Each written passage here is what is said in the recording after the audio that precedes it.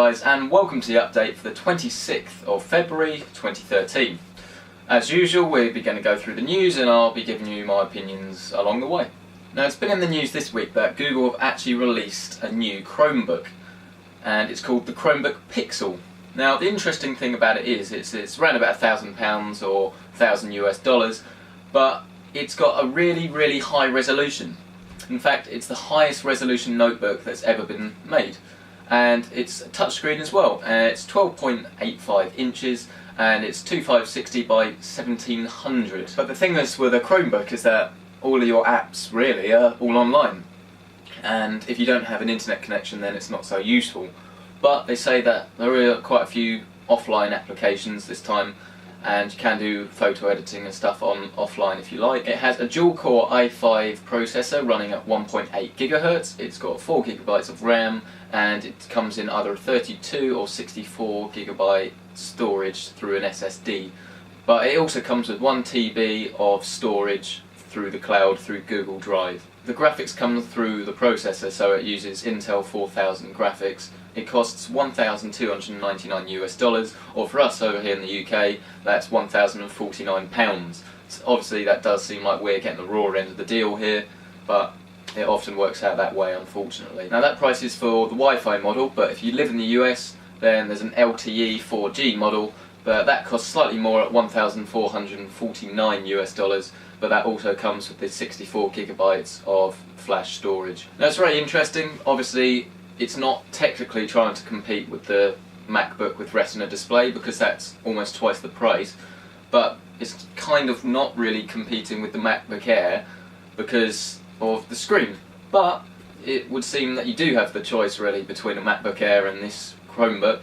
Not necessarily sure what I would do, it depends what we're going to do, but from what we hear, it's a really nice screen. It's got a really nice touchscreen, and it's almost as if it's one piece of metal because they've really tried to keep the screws down, and it's something to behold. Now, in PC gaming news, MSI have announced that they're going to release some new motherboards. Now, they've kind of teased them off really, and these are some new gaming motherboards. And they're going to show them at CeBIT 2013, which is about a month away, and they've said that these motherboards include enhanced network capabilities, and it comes with MSI gaming exclusive ports. So you'll have like a keyboard/mouse port, and then you have a couple of USB ports, and you even have a special network port. Now, these ports are optimized for gaming, as the name suggests, by using a higher polling rate, and it's a better network card itself, and the port will prioritize your gaming traffic if you so wish. So say you wanted to download a game on Steam, you're downloading a game on Steam while you're playing Crysis 3 multiplayer, it prioritizes the Crysis 3 multiplayer, so although you can download the game, the download is going to be affected and your gaming isn't. Well, that's the theory behind it anyway. Now, they also say that the ports offer 10 times extra lifetime, because I'm sure as many of you will know that if you are not necessarily using a cheap case, even a really nice PC case, the USB ports on the top, if you plug your stuff in and out enough times, then they will eventually break. Obviously not just on the case, on the motherboard as well. This aims to stop that because they're more durable, although it's not actually that often that you go around the back of the motherboard and plug USB compliant devices in. You mainly use other ports on your monitor like so, or on your case like so. But we'll see what the price is when they come out, and we'll see whether they're actually any good. Now, I'm sure, as many of you will have heard, NVIDIA has released a new graphics card, the NVIDIA Titan. So this sits right at the top of the chain as the most powerful single GPU that they've ever made, and the fastest for gaming ever. Now, you may have noticed that I said the fastest single GPU. Well, as you probably know, there are dual GPU cards out there, such as the GTX 690 and the Radeon 7990. These do outperform the Titan, but that's not necessarily what the point of the Titan is. It's the most powerful single GPU card there is.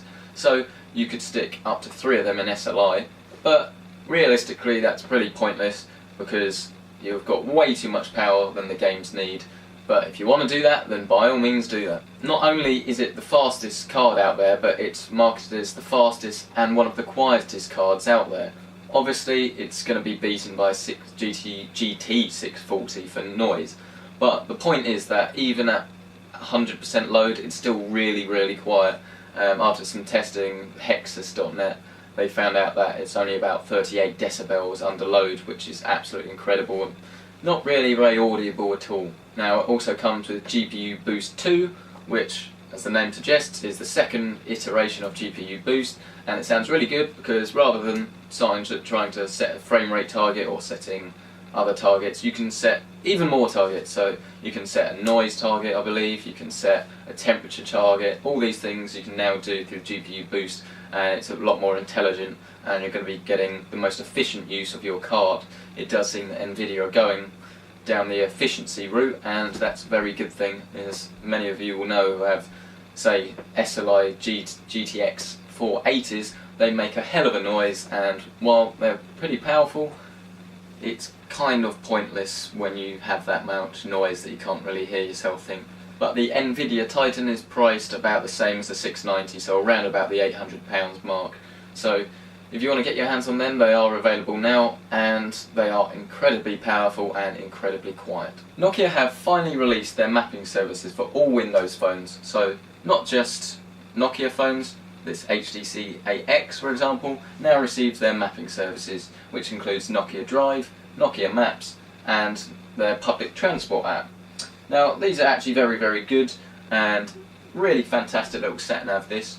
So if you just want to go somewhere, you set the destination and you get turn-by-turn navigation instructions. It's absolutely free, and you can actually download maps before you go. So say you were going to go to France, you drive across the channel in England, well, obviously you get on a boat, but you get across the channel and then you've got all your maps, and same with destinations. If you put all your destinations in there before you go, then it's not going to cost you any data roaming at all, and you can switch your data connection off and you won't be charged at all because you won't be using any data, which is a fantastic touch. And it also means that just generally driving around, if you lose your signal or it doesn't download for whatever reason, you've already got them on there, so I can just find out anywhere I want. I can go over to Shibun and I've got maps for Shibun.